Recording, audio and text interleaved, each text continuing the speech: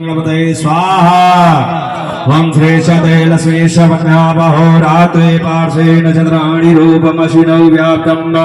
ईशन्निघाडं वैघाडा सर्वलोकं वैघाडा श्री नमः स्वाहा ओम श्रीमन्महागणाधिपतये स्वाहा ओम लक्ष्मीनारायणाभ्यां नमः स्वाहा ओम उमामहेश्वराभ्यां नमः स्वाहा ओम मणिहिरण्यगुणाभ्यां स्वाहा ओम सजीवपुरेन्द्राभ्यां नमः स्वाहा ओम मातृचलकमलेभ्यो नमः स्वाहा ओम इष्टदेवताभ्यो नमः स्वाहा ओम कुलदेवताभ्यो नमः स्वाहा ओम ग्रामदेवताभ्यो नमः स्वाहा ओम स्थानदेवताभ्यो नमः स्वाहा ओम वास्तुदेवताभ्यो नमः स्वाहा ओम सर्वेभ्यो देवेभ्यो नमः स्वाहा ओम सर्वेभ्यो ब्राह्मणेभ्यो नमः स्वाहा ओम सर्वेभ्यो तीर्थेभ्यो नमः स्वाहा ओम सर्वेभ्यो सागरेभ्यो नमः स्वाहा ओम सर्वेभ्यो नदीभ्यो नमः स्वाहा